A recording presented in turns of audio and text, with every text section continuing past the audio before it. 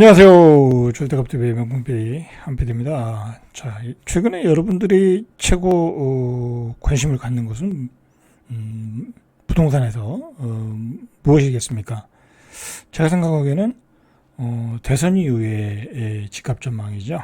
대선 이후에는 여러 가지 정책들이 변하니까, 그죠? 정권이 바뀔 수도 있고 새로운 대통령이 들어올 수도 있고, 그죠? 뭐 여가 되든 야가 되든 새로운 대통령이 되고 나오고 새로운 주택 정책을 피겠죠. 자, 그런 것에 대해서 우리가 한번 오늘 고민을 해보자는 거죠. 같이 고민을 해보자는 거죠. 자, 부동산 가격의 변화를 주기 위한 핵심 요소 세 가지는 뭐냐면 금리, 그죠? 금리. 그 다음에 대출, 뭐 그냥 금리와 대출은 같은 거고, 공급 물량, 그죠? 공급 물량이 중요한 거죠. 그 다음에 전세 가격. 자, 요 세 가지죠. 자, 요 세 가지에 포인트를 맞춰가지고 한번 살펴보시죠. 자, 이제 제가 오늘 이야기하는 지역은 서울 수도권이에요. 서울 수도권에 국한져서 이야기하는 거예요. 뭐 지방까지 얘기하면 이건 뭐 다 개별적인 요소가 들어가니까 복잡해지고, 서울 수도권만 보자. 다른 지역은 다음에 보고, 그죠? 다음에 보고, 서울 수도권만 금리, 공급 물량, 전세 가격. 자, 그러면 첫 번째 금리를 한번 보시죠. 이게 한국은행에 들어온 사이트거든요. 뭐 100대 집해가지고, 자, 여러분 여기 굉장히 좋은 자료가 많아요.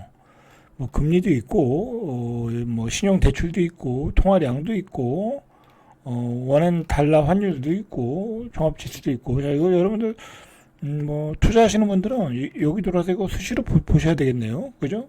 굉장히 좋아요. 특히 주식 투자하시는 분들은 여기 한국은행 금융경제 스냅샷, 자, 이거 들어오셔가지고 항상 보시길 바래요. 자, 주요 단기 시장 금리. 자, 한국은행 기준금리, 콜금리, 뭐 리보금리, 3개월짜리 CD금리, 단기 시장 금리, 그 다음에 장기 시장 금리. 자, 장기 시장 금리를 보니까 국고채 5년, 3년, 5년, 뭐 그렇죠. 회사채 3년. 자, 굉장히 가파르죠. 그죠? 가파르게 떨어지고 있어요.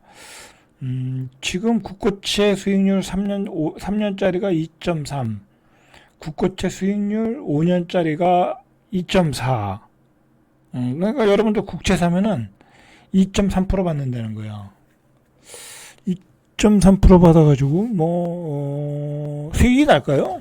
물가는 5%씩 이 느낌상으로, 체감상으로 5% 이상 폭등하는데 2.3을 받고 5년을 졌다. 그러면 내 현금은 그냥 까지는 거예요. 그리고 집값이 올라가는 속도, 그 다음에 시중의 유동성, 그리고 뭐 계속 국채를 찍어내잖아요. 이제 계속해서 적자가 나잖아요. 우리 재정 적자가 나잖아.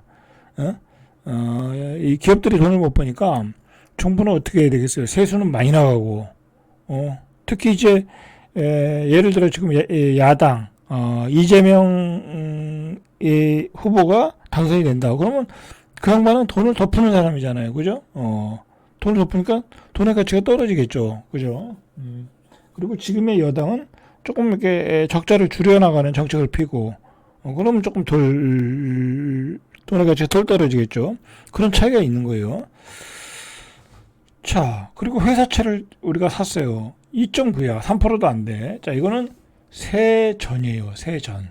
그럼 세후가 되면 더 떨어지겠죠. 자, 그러니까 채권을 사서 맡겨놓는다. 채권을 사서 내가 투자한다.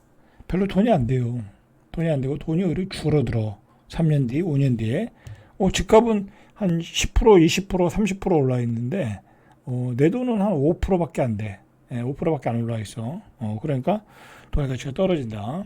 자, 그 다음에 단기금리도 보니까 기준금리죠. 우리 한국은행 기준금리 2.75 계속 떨어지는 추세야. 자, 여러분들 이 금리의 추세라는 거는 자, 여수신금리도 보세요. 여수신금리도 계속 떨어지고, 그 다음에 총예금 및 대출금 계속 늘어나죠.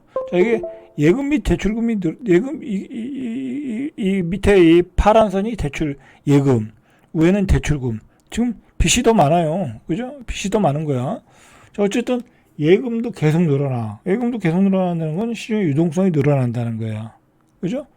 대출이 늘어나는 것도 유동성이 늘어나는 거예요. 그러니까 돈은 시중에 계속 늘어나는 거예요. 그러니까 돈 가치가 떨어질 수밖에 없죠.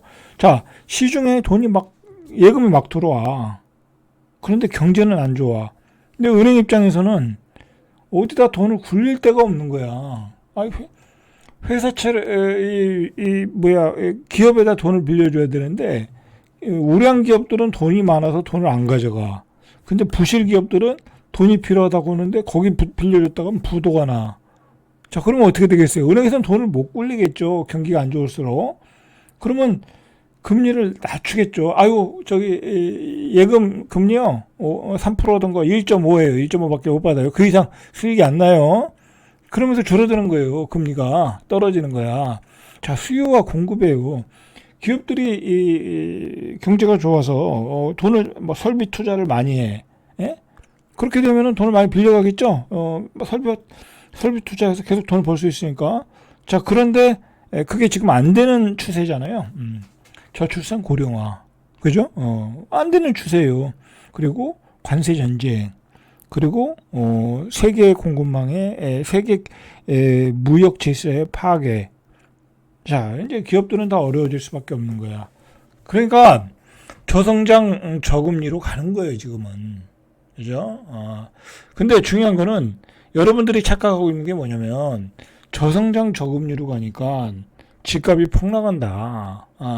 자, 폭락하는 지역 따로 있고 급등하는 지역 따로 있는 거예요. 그죠? 그게 이제 서울에서 똘똘한 한 채를 보여줬잖아요. 근데 중요한 거는 그 똘똘한 한 채의 범위가 좀 더 확산될 수 있다라는 거를 우리가 지금까지 체크를 한 거야. 그죠? 그래서 그 똘똘한 한 채의 확산 범위 중에서 가장 급등한 지역이 어디예요? 과천이었잖아요. 그죠? 노량진이었고, 그 다음에 흑석동이었고, 마용성이었고, 송파였고. 자, 그렇게 된 거예요. 그러면 그 지역이 더욱더 확대될 수 있죠? 이게 목동이었고, 그죠? 왜냐면 거기다 또 용적률까지 혜택 주고. 자, 그러나 지방은 어떻게 되겠어요? 계속 떨어지죠.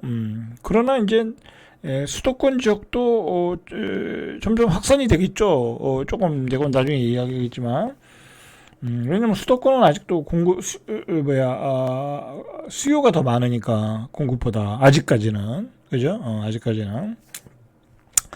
자, 그렇게 보시면은 금리를 보니까 집값이 떨어지기가 어렵겠구나라는 걸 여러분이 느끼셔야 돼. 그죠? 느끼셔야 돼. 무조건 집값이 떨어진다고 자신을 합리화시키면 안 돼요. 안 된다. 자, 금리를 보니까 이거 또 초저금리로 갈 수도 있겠구나. 자, 우리가 초저금리 때가 21년도였잖아요. 자, 이때 보세요, 이때. 이때 금리는 얼마야, 이거. 기준금리가 0.5야. 여러분, 경제가 안 좋아지면요. 자, 금리가 지금 2.75인데, 이 1%대까지 떨어질 수 있어요. 경제가 안 좋으면. 아니, 안 좋은데, 막 돈을 빌려줘야 될 거 아니야. 갖다 쓰라 이거야. 좀 돌아가게.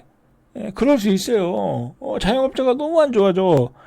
그러면은, 제발 돈 좀 쓰세요. 가서, 그냥 상품권 줄 테니까, 100만원짜리, 500만원짜리 줄 테니까 쓰세요. 그런 정책을 쓸 수밖에 없는 거고요. 그리고 은행에 돈이 너무 많이 쌓여 있어. 그러면 돈을 돌려야 될 거 아니야. 회전시켜야 될 거 아니야. 1% 금리에 좀 빌려가세요. 2%, 1.75, 1.5에 빌려가세요. 그렇게 되는 거야. 이때가 그랬던 거예요. 이때가 그랬던 거야. 그죠? 이때가 그랬던 거야. 자, 이때 회사채 금리가 2%요. 이때 21년도에 2%였네, 2%. 국고채 금리는 1.2고, 이 회사채 금리가 2.2%였어요. 그러니까 2.2%에 그냥 부실 기업들이 돈들을 싸가지고 간 거예요. 다 헤쳐먹은 거죠. 그렇게 된 거야. 자, 여러분들, 아주 쉽게 설명해 드린 거거든요. 자, 금리를 보니까 집값이 떨어질 기미가 별로 안 보이더라. 라는 거예요, 지금. 자, 가계 신용대출도 계속 늘어나고 있어요. 가계 신용대출, 요거죠. 신용대출 계속 늘어나는 추세. 이제 여러분들 다 이제 빚지고 사는 거야. 연체율도 늘어나고 있고, 그 다음에 협의 광의 통화량도 요게 요 파란색이 협의 통화. 예, 협의 통화는 뭐 그렇게 크게 늘어나지는 않네, 그죠? 근데 광의 통화량이 어마어마하게 늘어났네, 그죠? 어마어마하게. 자, 21년도에 광의 통화량이 3,223이에요. 근데 지금 얼마인가 볼까요? 4,200, 4,200이야. 그럼 거의 30%가 늘어났네. 그러니까 시중에 돈이 또 풀린 거야. 그죠? 자, 이런 상황이다라는 거예요. 자, 계속 보시죠. 자, 이제 우리가 금리를 받잖아요. 그러면 이제 전세 가격과 공급 물량만 체크하면 되죠. 자, 우리가 이제 지표로 봐야죠. 이거는 정량적인 거로 봐야 되는 거예요. 정량적인 거. 그러니까 수도권 아파트 매매 가격도 계속 오르고 있어. 서울 수도권, 서울이죠. 서울. 자, 서울부터 보시죠. 자, 서울도 매매 가격이 소폭 오름세 아직도 0.2% 13주 연속 상승세. 예, 아직은 오르고 있어요. 자, 어디에서 올라요? 지금 목동, 압구정동 이런 조금 뭐 좋은 지역들, 이런 지역들에서 계속 신고가가 나오니까 거래는 확 줄어드는데 가격은 오르고 있어요. 자, 수도권도 과천 이런 지역, 그죠? 좀 이제 A급 지역이죠. 자, 성남시 분당구 이런 지역, 재개발 호재에 있는 지역, 군포시 용인수지도 오르네요. 그죠? 학군 좋은 지역들이 오르네. 그죠? 이런 지역들에서 오르고 있고, 그 다음에 수도권도 좀 양극화됐어요. 좀 외곽들. 그죠? 이천시, 안성시, 뭐, 고양, 일산, 서구, 여기 이제 구도심들이니까 또 가격이 떨어지고, 이런 지역은 떨어지고, 광명시는 공급 물량 때문에 떨어지고. 자, 이렇게 차별화가 좀 보이죠. 아직까지는. 그러나, 전체적으로는 올라가고 있다. 라는 게 그거고요. 자, 문제는 우리가 이제 전세 가격이죠. 전세 가격. 자, 우리가 전세 가격을 우리가 좀 파악을 해야 돼. 자, 이게 24년도에 통계가 나온 건데 이거보다 조금 더 올라가겠죠. 그죠? 예, 우리가 18평형 서울의 소형 아파트 평균 전세 가격이 한 4억 정도. 4억 정도. 22년 12월에 4억을 돌파했다는 거야. 그다음에 60제곱미터 25평이죠. 25평 85제곱미터 이하 25평을 우리가 서울에서 전세가 들어가면 이게 준신축급이죠. 준신축급이에요. 이게 어쨌든 평균 전세 가격이 그렇다는 거야. 평균 전세 가격이 6억 1년 8개월 만에 6억을 돌파했고요. 그 다음에 84를 얻으려면 7억 7천 정도 7억 7천 정도. 그 다음에 38평 이상은 8억 3천, 40평 이상은 13억 6천. 전세 가격이 계속 오른다는 거야, 여러분들. 서울은 전세 가격이 계속 올라. 왜? 당연한 거예요, 그건. 서울에 젊은이들이 계속 몰려들잖아요. 그 20대, 30대, 40대들이. 근데 30대들이 주로 원하는 건 뭐예요? 새 아파트를 원하는 거죠. 준신축, 새 아파트를 원하는 거야. 항상 수요가 딸리죠. 수요가 딸려요. 자, 그러면 수요는 많은데 전세 물량이 급감을 하고 있다. 우리가 그걸 또 파악을 해야 돼. 1년 새 전세 매물이 21% 급감했다는 거야. 수도권에. 여러분들 뭐 나중에 시간 되면 보겠지만 수도권에 좀 괜찮은 지역들 전세 물량을 보세요. 단지에 몇 개 있나. 없다니까. 진짜 없다니까. 뭐 몇 개 안 된다니까. 한 1000가구 되는데 5개도 안 나와요. 자, 전세 물량이 급감하고 있다. 시가 말랐다라는 거야. 그러면 전세 물량도 모자르다는 얘기네요. 금리는 내려가고 전세 물량도 모자르다는 얘기네. 그죠? 근데 왜 모자랄까요? 그걸 우리가 또 알아야 돼. 여기에 구조적인 문제가 있다라는 거죠. 일단은 계약갱신 청구권을 사용할 수 있잖아요. 그죠? 2년 산 다음에 2년을 더 살 수 있잖아. 그러니까 전세 물량이 시장에 안 나와. 그죠? 자, 그 다음에, 전월세 상한제를 시행해서 이제 계약갱신 청구권 하는 거니까 안 나오는 거고. 그 다음에 전세자금 대출 규제, 수도권 전세 매물의 시가 마르고 있다. 자, 그 다음에 최근 2년간, 자, 요거는 조금 뒤에서 설명해 줄게요.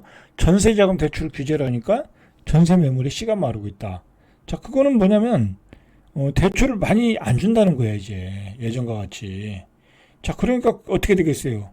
월세로 전환하는 거야. 전세 매물이 월세로 전환하는 거야. 아니면 임대인이 자기도 들어갈 돈이 없는 거야.